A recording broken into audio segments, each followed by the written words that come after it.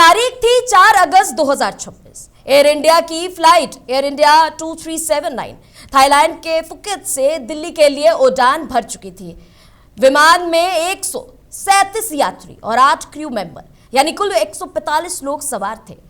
सोचिए, सड़क पर निकलते वक्त डर लगता है कि कोई हादसा ना हो जाए, लेकिन अब सवाल यह है कि क्या आसमान में भी डरने की एक वजह मिल गई है, क्योंकि जिस पायलट के हाथ में सैकड़ों यात्रियों की जिंदगी की जिम्मेदारी होती है, अगर उसी पायलट का ड्रग टेस्ट किया जाए और अगर पॉजिटिव आए तो सवाल उठना लाजमी है। और आज हम सवाल उठा रहे हैं। थाईलैंड में गांजा मिलना वैध है, मिलता है, और पायलट ने उड़ान भरने से पहले गांजा का सेवन किया और पता था कि गांजा का सेवन किया है, तो फिर उड़ान क्यों भरी? क्यों जिंदगियों के साथ खिलवाड़ की? सैकड़ों यात्रियों की जिंदगी की जानबूझकर जोखिम में डालना, क्या ये एक सवाल नहीं बनता? अटेम्प्ट टू मर्डर का, अटेम्प्ट टू मर्डर जैसे अपराध के नजरिए से यह देखा जाता है। अगर ब्रीथ एनालाइजर से शराब की जांच की जा सकती है, तो क्या फ्लाइट से पहले पायलट्स के लिए सूखे नशे के लिए कोई जांच नहीं है? टीवी स्क्रीन पर आप देख सकते हैं कि नशे की हालत में पायलट ने उड़ान भरी और क्या हुआ? स्थिति आउट ऑफ कंट्रोल हो गई। 300 फीट से नीचे आकर हलचल मच गई हर तरफ। अब सवाल यह बनता है कि डीजीसी से हम सवाल पूछ रहे हैं कि आपकी लापरवाही की वजह से एक बड़ा हादसा हो सकता था, तो इसकी जिम्मेदारी किसकी है? कौन जवाब देगा इसकी? आखिर ये पूरा प्रोसेस चेक क्यों नहीं किया गया और इतनी बड़ी लापरवाही क्यों? अगर मान लीजिए एक स्पोर्ट्स पर्सन भी अगर मैदान में जाता है तो उसका भी हेल्थ टेस्ट किया जाता है, उसके लिए भी नशे के टेस्ट किए जाते हैं। सूखे नशे के हो गए, शराब के नशे हो गए, किसी तरीके के भी नशे हो गए, तो फ्लाइट के पायलट्स के लिए क्यों नहीं? वहीं आइए आपको हम दिखाते हैं उस वक्त जिस समय पायलट नशे के धुत में था, तो माहौल क्या था फ्लाइट के अंदर का।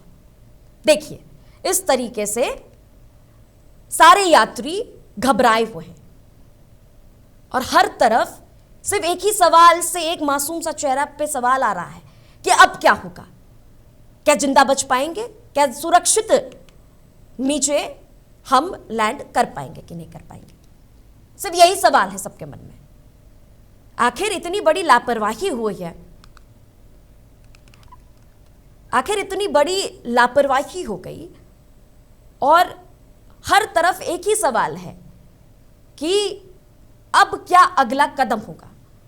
कि अगर पायलट ने सूखे गांजे का नशा किया और पायलट अगर उड़ान भरता है और अगर इन जिंदगियों के साथ कुछ हो जाता, तो जवाबदेही कौन देता? नशे में पायलट को देखा गया, अब सजा क्या मिलेगी? अगर सड़क पर कोई गांजा फूंकते हुए नजर आता है तो तुरंत केस दर्ज किया जाता है, एफआईआर दर्ज की जाती है। सड़क पर तो एफआईआर दर्ज करवा देते हैं जो गांजा फूंकते हैं, तो आसमान में ये क्यों नहीं किया गया? अब तक कार्रवाई क्यों नहीं? यही सवाल है। इस सवाल का जवाब मांग रहे हैं कि अगर इन मासूम लोगों की जिंदगी के साथ कुछ हो जाता तो क्या होता? और सिर्फ एयर इंडिया फ्लाइट क्यों? हर फ्लाइट के लिए यह नियम होना चाहिए, हर पायलट के लिए यह नियम होना चाहिए, हर एक कैबिन क्रू के लिए यह रूल होना चाहिए कि आपके सारे हेल्थ टेस्ट किए जाए। अगर आप फ्लाइट के अंदर बैठते हैं उससे पहले आपके सारे टेस्ट कराने चाहिए।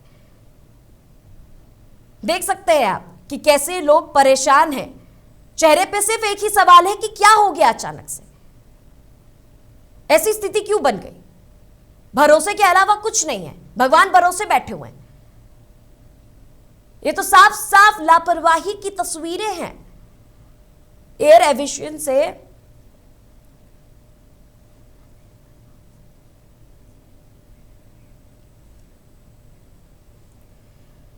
देख सकते हैं आप कि किस तरीके से सिचुएशन गड़बड़ी हुई है। और देखिए फ्लाइट लैंड होने के बाद के विजुअल्स देखिए कि किस तरीके से जो कह रहे हैं कि कम लोगों को चोट लगी है, कुछ लोग घायल हुए हैं लोग।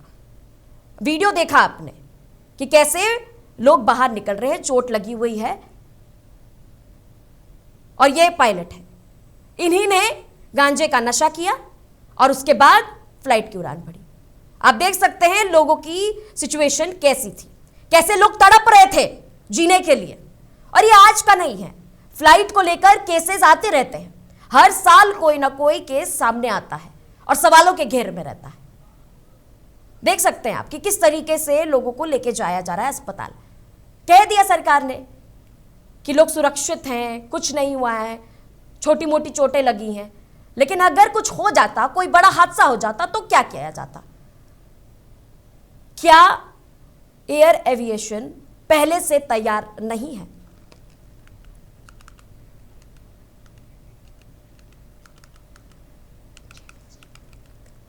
वही अब हम आपको जीएफएक्स के माध्यम से समझाएंगे कि आरटीआई रिपोर्ट के मुताबिक पिछले कुछ सालों में ब्रीथ एनालाइजर टेस्ट में शराब के लिए पॉजिटिव रिजल्ट आए हुए हैं। पीएसआर से कहना चाहूंगी कि जीएफएक्स के माध्यम से अब हम चलाएंगे। देखिए, आरटीआई रिपोर्ट के मुताबिक पिछले कुछ सालों में ब्रीथ एनालाइजर टेस्ट में शराब के लिए पॉजिटिव पाए जाने वाले पायलटों की संख्या बढ़ गई है। संख्या बढ़ रही है, लेकिन कार्रवाई नहीं की जा रही है। वही अगर हम 2020 की बात करें तो 26 पायलट पॉजिटिव नजर आए और 2024 की बात करें तो 54। और अगर टोटल की बात करें 2020 से लेकर 2024 तक तो 724 क्रू मेंबर्स के नाम शामिल हुए हैं। अब आप सोच सकते हैं कि किस तरीके से फ्लाइट सेफ्टी को प्राथमिकता दी जा रही है, लोगों के सेफ्टी के लिए प्राथमिकता दी जा रही है। फ्लाइट एविएशन और पैसेंजर सेफ्टी से जुड़े तमाम सवाल खड़े हो रहे हैं।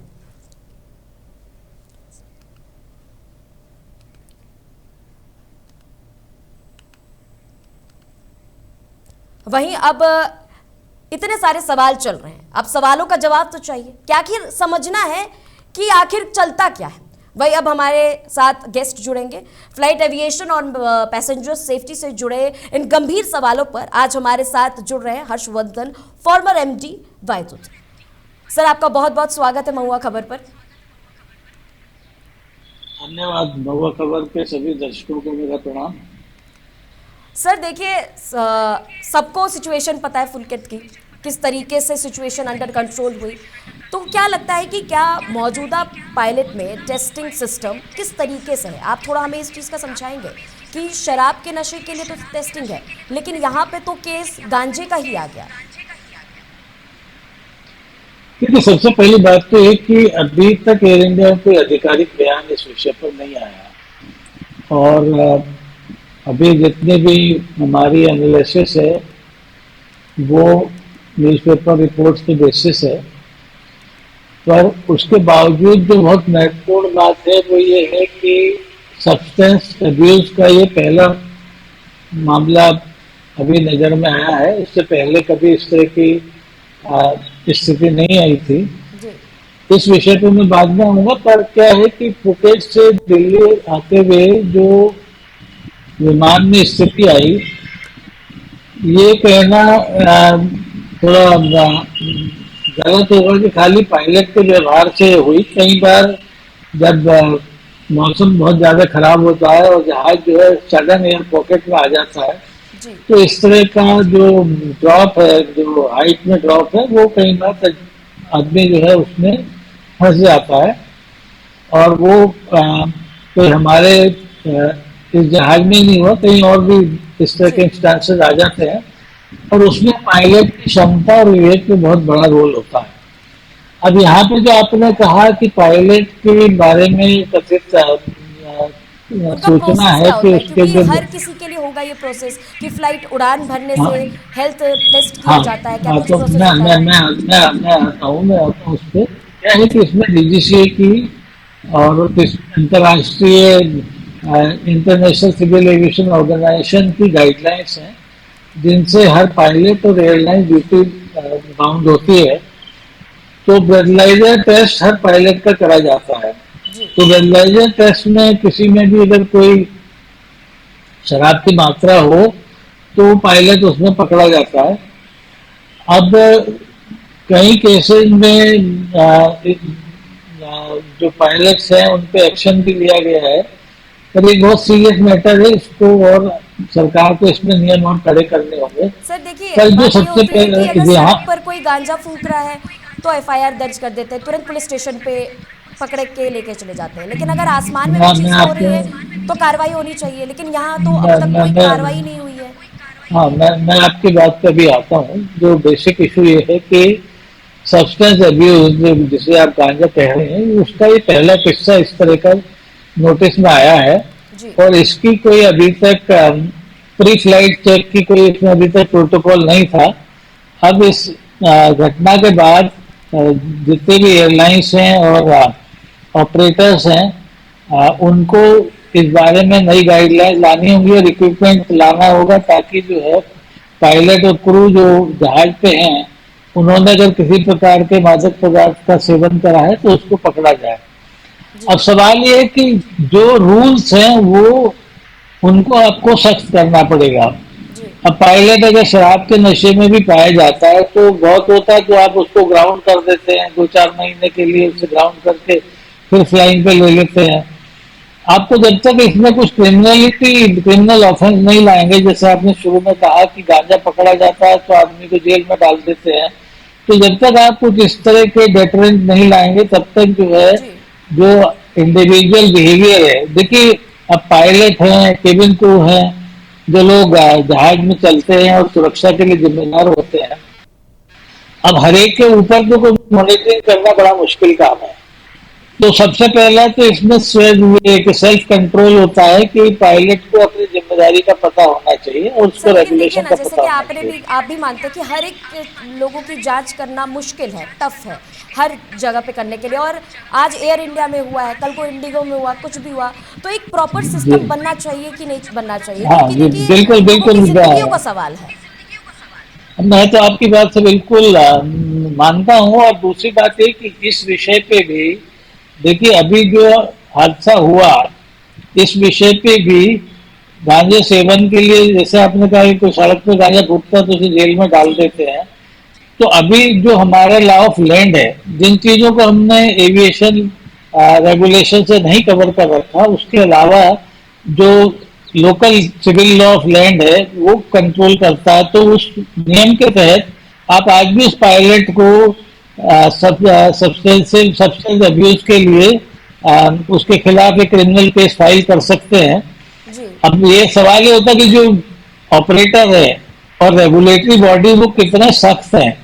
अब क्या है कि जब तक वो लोग एक स्टैंड नहीं लेंगे, जब तक वो एक एग्जाम्पलरी एक्शन नहीं लेंगे, तो और लोगों के उसका जी सबक नहीं पड़ेगा। बहुत होता है तो आदमी 2-4 महीने के लिए ग्राउंड हो जाता है, फिर फ्लाइंग पे आ जाता है। जी तो जब तक आप इस तरह के डेटरेंट, जैसे आपने कहा कि उन्हें जेल में भेजना चाहिए, आप डेटरेंट एक्शन लेंगे उसके बाद ही वो ठीक होंगे। और इसके बावजूद एक और भी बात है कि जब यहाँ पे जहाज उतरा तो जहाज की हैंडलिंग में बहुत सारी कमियां मुझे महसूस हुई। जी आपको पता था कि ये जहाज एक हादसे से गुजरा है हम्म और एयरपोर्ट अथॉरिटी को भी पता था और एयरलाइंस को भी पता था। अब उसको उन्होंने पीछे की वे पे उस जहाज को ले जाके खड़ा कर दिया, जहाँ पे यात्रियों को निकलने में और उसके वहाँ पे एम्बुलेंस वगैरह के थ्रू जाने में बहुत परेशानी हुई। जी इसको अगर इमीडिएटली लाके जो एरोब्रिज पे या बे पे लाके खड़ा करते तो जो यात्री थे वो जल्दी से निकल सकते थे।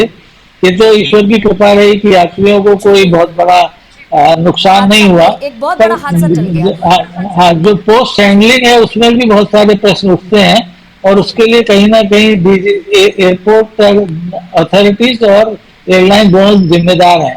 जी तो ये इसमें हर जगह चूक हुई है। अब सवाल ये कि इस पे एक्शन कितना होगा और कौन नहीं सर, एक्शन लेगा, ये आपको सर एक देखना सवाल है। बनता है कि पायलट गांजा का नशा कर लेता है, फिर उड़ान भी भरता है, तो आपको नहीं लगता कि अटेम्प्ट टू मर्डर भी एक केस बनता है कि पता है देखिए कि अब किया है? ये तो और इस तरह के मामलों पर एविएशन कंपनी किस तरह की कार्रवाई कर सकती है, और अब क्या कार्रवाई करेगी, आपको क्या लगता है? देखिए, इसमें एविएशन कंपनी के पास तो लिमिटेड पावर्स होती हैं, वो बहुत होता तो टर्मिनेट कर सकते हैं। डीजीसीए के पास भी जो है रेगुलेटरी अथॉरिटी होती है, पर इसमें ज्यादा जो पावर्स होती हैं वो लोकल पुलिस या लोकल एडमिनिस्ट्रेशन के पास ज्यादा पावर्स होती हैं। तो अगर एयरलाइंस उसके खिलाफ पुलिस कंप्लेंट दर्ज कराती है तो उसमें क्या क्या उसके ऊपर धाराएं लगाई जा सकती हैं, जी वो आपके जो क्रिमिनल इन्वेस्टिगेशन है उसके थ्रू आप डिसाइड कर सकते हैं। पर जैसे मैंने कहा कि अगर किसी पे स्पेसिफिक लॉ नहीं है जी तो लॉ ऑफ लैंड जो देश का कानून है वो चलता है, और देश के कानून में काफी प्रोविजन है जो इस तरह की स्थिति जी के लिए उस पायलट के ऊपर विभिन्न धाराएं बीएनएस के थ्रू आप लगा सकते हैं, जी और जिनके अंतर्गत उसे सजा भी हो सकती है और एग्जाम्पलरी पनिशमेंट भी दिया जा सकता है। सर, जैसा कि आपने कहा कि फ्लाइट में भी कुछ गड़बड़ियां सामने आई हैं जब फ्लाइट लैंड हुई है और पायलट की तो गलती थी। देखिए सर, एक कहावत है कि अगर हम सड़क पर चल रहे हैं तो चांस है बचने के, लेकिन आसमान में अगर घटना घटती है तो कोई चांस ही नहीं है। आपने भी देखा वो जो डर का माहौल था वो जो यात्रियों में था वो साफ नजर आ रहा है, जो वीडियोस वायरल हो रही हैं। तो इतना बड़ा रिस्क एयरलाइन कैसे ले रहा है, क्यों ले रहा है, जब पता है कि इतना बड़ा देखिए, हादसा हो सकता है, कोई बचने का चांस नहीं है, फिर भी रिस्क लिया जा रहा है। नहीं नहीं, देखिए ऐसा होता है कि जब जहाज एक स्थान से दूसरे गंतव्य के लिए चलता है तो उसके पास एक वेदर रिपोर्ट होती है। अगर वेदर उसको सेफ दिखता है, और दूसरा क्या होता है, जहाज में के अंदर बहुत सारे इक्विपमेंट होते हैं जिसे वेदर रडार भी कहते हैं। वेदर रडार से आपको पता लग जाता है कि किस जगह क्लाउड का कितना बिल्डअप है। जो इस तरह की ज्यादा परेशानी आती है वो ये आती है कि जब आप एक रूट पे चल रहे हैं और सडनली जो एटमॉस्फेरिक प्रेशर है वो अपनी डायरेक्शन बदल देता है। जी जब वो अचानक बदल देता है तो ऐसे में जहाज कई बार उस वेदर बिल्डअप में फंस जाता है, और वहां पे अगर एक कहीं एयर पॉकेट बन जाती है तो उसको एकदम से ड्रॉप की स्थिति आती है। तो एटमॉस्फेयर के हिसाब से इस तरह की स्थिति ऐसा नहीं कि बिल्कुल होती नहीं है, साल में कुछ स्थितियां ऐसी भी आती है, क्योंकि वेदर एक ऐसी चीज है जिसपे किसी का कोई कंट्रोल नहीं है। जी इसीलिए पायलट को साइमुलेटर के थ्रू बहुत सारी अदर दूसरी ट्रेनिंग के थ्रू इन चीजों के लिए तैयार किया जाता है। अब यहाँ पे प्रश्न ये उठता है कि पायलट को उस वेदर रडार से दिखाई पड़ा कि नहीं पड़ा, या उसने जानबूझ के ये सोचा कि मैं इस वेदर से निकाल जाऊंगा। कई बार क्या होता है ना, पायलट को लगता है कि छोटा बिल्डअप है, इससे हम निकाल लेंगे, चारों तरफ बिल्डअप बना हुआ है। तो ऐसे में कई बार पायलट जो है वो कहता है थोड़ी टर्बुलेंस होगी, निकाल लेंगे। अब अचानक वो टर्बुलेंस बहुत बढ़ जाती है, तो इसलिए क्या है कि अब पायलट के, क्योंकि यहाँ पे उसका जो सब्सटेंस अब्यूज है जी उसका एक रोल होता है। उसको एक आप जैसे जानते हैं कि मतलब एक जब आप इस तरह की चीजों का प्रयोग करते हैं तो आप में एक ब्रवाडो, एक अपनी शेखीखोरी का एक एटीट्यूड आता है। तो उसे लगता है कि मैं जो है इससे निकल जाऊंगा। तो हो सकता है कि पायलट ने उसमें जहाँ पे उसको अवॉइड करना था वहां पे उसने उसके बावजूद उस वेदर से निकलने का निर्णय जी लिया।